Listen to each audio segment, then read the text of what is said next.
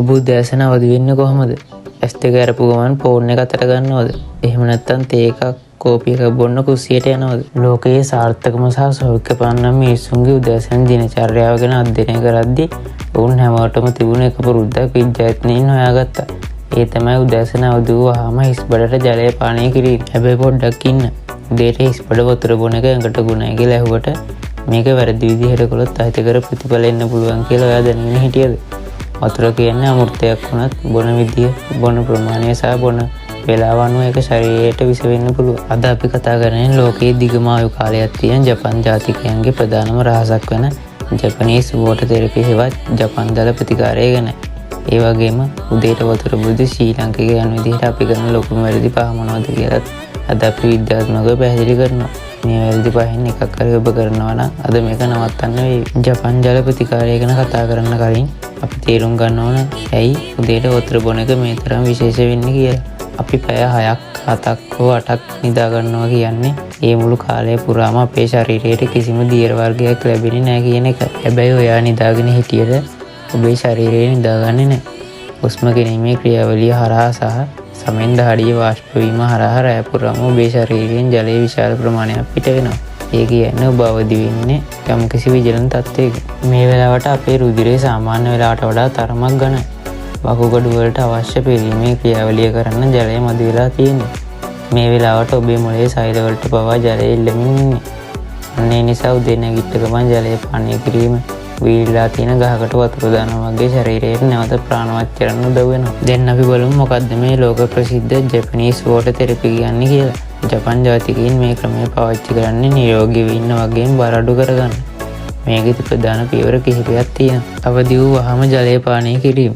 අවදි වූ වහම දත් මදින්න කලින් මිලිලීටර් 160ක පමණ වතුර වීදුරු 4ක් පානය කිරීම තමයි ජපන් ක්‍රමය. මෙහිදී වතුර වීදුරු 4ක් කියන්නේ එකපාර බොන්න අමාරු ප්‍රමාණයක් නිසා ආරම්භයේදී එක වීදුරුවකින් පටන් අරන් ක්‍රමයෙන් වැඩි කරන්න ජපන් වෛද්‍යවරු උපදෙස් දෙනවා. දත් මදින්න කලින් බොන එකේ රහස.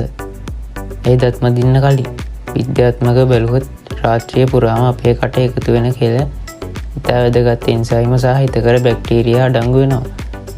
දත් මදින්න කලින් වතුර බොනකොට මේ හිතකර එන්සයිම කෙලින්ම අපේ ආමාශයට සහ බඩවැල් වලට ගිහින් ජීර්ණ ක්‍රියාවලිය ඉතාමත් පහසු කරනවා. උණුසුම් හෝ කාමර උෂ්ණත්වයේ ජලය කවදාවත් ශීතකර ජලය පානය කරන්නේ නැහැ. විනාඩි 45ක නීතිය. වතුර බිව්වට පස්සේ දත් මදිනවා. හැබැයි ඊළඟ විනාඩි 45 යනකම් කිසිම දෙයක් කන්න බොන්නේ නැහැ. මේ විනාඩි 45 ඇතුළත අර අපි බීපු ජලය මුළු ශරීරයම පිරිසුදු කරගෙන සෛල වලින් ගමන් කරනවා. ජපන් ක්‍රමයක වුණාට ලංකාවේ අපි බොහෝ දෙනෙක් උදේට වතුර බොද්දී වැරදි කිහිපයක් කරනවා. මේ වැරදි නිසා වතුර බිව්වම අපිට ඒක සම්පූර්ණ ප්‍රයෝජනෙ ලැබෙන්නේ නැහැ. උදේට හිස් බඩ ජලය පානය කිරීම කියන්නේ ඔබේ ශරීරයට දෙන ලොකු දඬුවමක්. නිින්දෙන් අවදි වෙනකොටම අපේ ආමාශය අභ්‍යන්තර අවයව තියෙන උණුසුම එකපාරටම අයිස් වතුර වැටුනම අපේ ස්නායු පද්ධතියට ලොකු ෂොක් එකක් එනවා. ඒ නිසා හෘද ස්පන්දන වේගය අඩු වෙන්න පුළුවන්. ඒ වගේම සීතල වතුර නිසා ආමාශයේ රුධිර නල සංකෝචනය වෙලා කැම දිරවීමේ ක්‍රියාවලිය සම්පූර්ණයෙන්ම අඩාල වෙනවා. හැමතිස්සෙම උණු වතුර හෝ සාමාන්‍ය උෂ්ණත්වයේ තියෙන ජලය පමණක් බොන්න. එක හුස්මට වතුර වීදුරුව බීගෙන යාම. ගොඩක් අය කරන ලොකු වතුර වීදුරුවක් අරගෙන තප්පර 10කින් විතර එක හුස්මට කිදල් දාන එක. විද්‍යාත්මකව මේක වැරදි.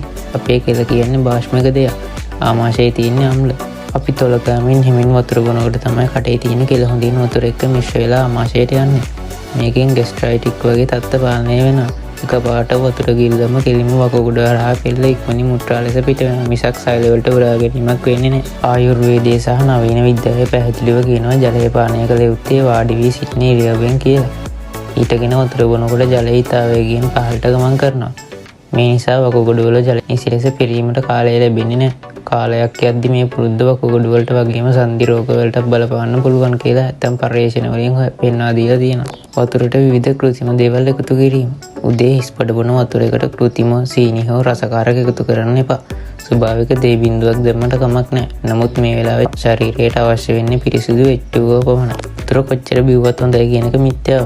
උදේට වතුර ලීටර් 2-3ක් බිව්වොත් රුධිරයේ තියෙන සෝඩියම් මට්ටම එකපාර අඩු වෙලා හයිපෝනීට්‍රිමියා කියන භයානක තත්ත්වයක් ඇති වෙන්න පුළුවන්. මේකෙන් මොළයේ සෛල ඉදිමී මරණය පවා සිදුවිය හැකියි. ඒ නිසා වතුර වීදුරු 2-4ක් අතර ප්‍රමාණයක් පමණක් බොන්න. ඔබ මේ වැරදි හදාගෙන නිවැරදිව ජපන් ජල චිකිත්සාවට අනුව උදේට වතුර බොන්න පටන් ගත්තොත් සති 3-4ක් යද්දී ඔබටම අදාගන්න බැරි තරම් වෙනසක් ඇඟේ වේවි. බර අඩු වීම. උදේට හිස් බඩ උණුසුම් ජලය පානය කිරීමෙන් ඔබේ පරිවෘත්තීය ක්‍රියාවලිය 124කින් පමණ වේගවත් වෙනවා. ඒ කියන්නේ දවස පුරාම ඔබේ ශරීරයේ තෙල් සහ කැලරි දහනය වීම වේගවත් වෙනවා.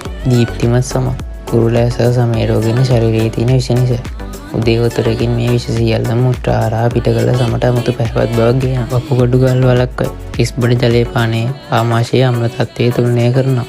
මුත්‍රා මාර්ගයේ ආසාදන සහ වකුගඩු ගල් ඇතිවීම සම්පූර්ණයෙන්ම වළක්වනවා. ශක්තිමත් ප්‍රතිශක්තිය ලෙඩ රෝග වලට එරෙහිව සටන් කරන සුදු රුධිරයන් නිපුත වීම මේ හරහා උත්තේජනය වෙනවා. ඉතින් හෙට උදේ ඉඳන් ඔබත් මේ නිවෘත්ති විදිහට ජලය පානය කරන්න පටන් ගන්න. උදේ නැගිට ගමන් ෆෝන් එක බලන වෙනකොට ඔබේ ශරීරයට ජීවය දෙන මේ පුංචි පුරුද්දෙන් දවස පටන් ගන්න. ඔබ දැන්ටමත් උදේට වතුර බොන කෙනෙක්ද? එහෙම නැත්නම් අර මම කලින් කියපු වැරදි පහෙන් මොකක් හරි වැරද්දක් මෙච්චර කල් කළාද? පහලින් කමෙන්ට් එකක් දාගෙනම යන්න අමතක කරන්න එපා. මේ වගේ ඔබේ ජීවිතයට වටිනා විද්‍යාත්මක සහ නිවැරදි තොරතුරු හැමදාම දැනගන්න අපේ channel එක අනිවාර්යෙන් subscribe කරන්න. ඒ වගේම අලුත් වීඩියෝ එකක් දාපු ගමන් බලන්න bell icon එක click කරලා තියාගන්න. නිරෝගී සුබ දවසක් වේවා.